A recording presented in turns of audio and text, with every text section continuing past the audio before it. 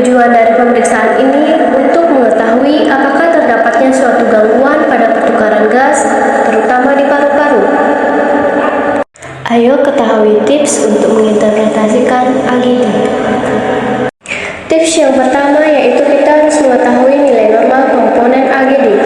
Untuk pH normalnya antara 7,35 sampai 7,45. Untuk pH CO2 agar lebih mudah diingat, normalnya diambil dari angka di belakang koma dari nilai normal pH yaitu 35 sampai 45. Dan untuk HCO3 nilai normalnya adalah 22 sampai 26. Selanjutnya menentukan posisi setiap komponen AGD. Jika pH di bawah 7,35 disebut asidosis. Jika pH di atas 7,45 disebut alkalosis. Pada komponen CO2 merupakan kebalikan dari pH normal. Jadi, semakin tinggi nilai pH CO2 maka disebut asidosis, dan semakin kecil nilai pH CO2 disebut alkalosis. HCO3 memiliki interpretasi sama dengan pH, yaitu apabila di bawah nilai normal dikatakan asidosis, dan apabila berada di atas nilai normal dikatakan alkalosis. Jika setiap posisi komponen sudah ditentukan, selanjutnya adalah menentukan apakah kondisi tersebut termasuk dalam kondisi respiratorik atau metabolik. pH CO2 mengindikasikan kondisi respiratorik, sedangkan HCO3 mengindikasikan kondisi metabolik. Nah, jika teman-teman sudah memahami poin-poin tadi, selanjutnya kita akan menginterpretasikan hasil AGD menggunakan teknik tik-tak-tuk. Caranya adalah kita perlu membuat garis di dalam sebuah kertas. Jika sudah mahir, teman-teman cukup membayangkannya saja. Isi kotak tersebut dengan hasil analis gas darah yang diperoleh sebagai contoh. Misal, memiliki hasil AGD dengan pH 7,26, pH CO2 32, dan HCO3 18. Nah, dengan kita mengetahui nilai normal AGD, maka kita bisa menentukan bahwa pH 7,26 kurang dari normal, yang berarti asidosis, dan maka simpan pH di bawah kolom asidosis. Nilai pH CO2 yaitu 32 kurang dari normal, artinya adalah alkalosis, maka simpan pH CO2 di bawah kolom alkalosis.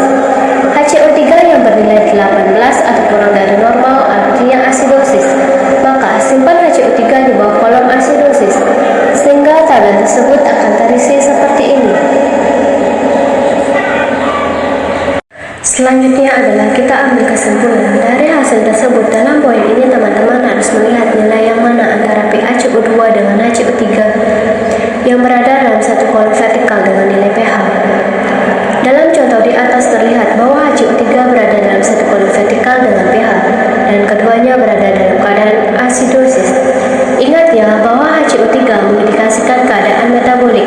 Sangat bisa kita simpulkan bahwa hasil analis gas darah tersebut pada keadaan asidosis metabolik. Selanjutnya kita perlu tahu mengenai tingkat kompensasi AGD. Nilai kompensasi terdiri dari 3 tingkatan. Yang pertama, tingkat terkompensasi penuh, tingkat terkompensasi sebagian, dan tidak terkompensasi. Berikut merupakan rules tingkat kompensasi. Jika pH normal, pH CO2 dan HCO3 abnormal, maka nilai AGD terkompensasi penuh. Jika pH abnormal, pH CO2 dan HCO3 abnormal, maka nilai AGD tersebut terkompensasi sebagian. Dan apabila pH abnormal, kemudian salah satu dari pH CO2 atau HCO3 abnormal, maka tidak terkompensasi.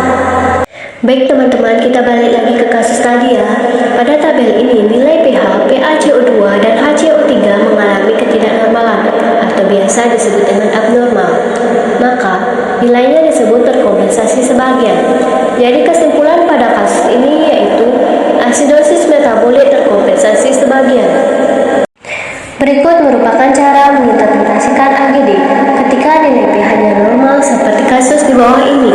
Kasus diketahui pH 7,43, pH CO2 30, dan HCO3 21. Maka pH 7,43 itu normal.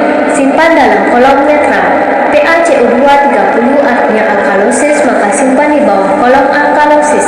Sedangkan HCO3 bernilai aksidosis, maka simpan HCO3 dalam kolom aksidosis. Oke, kalau tingkat keasaman darah ditentukan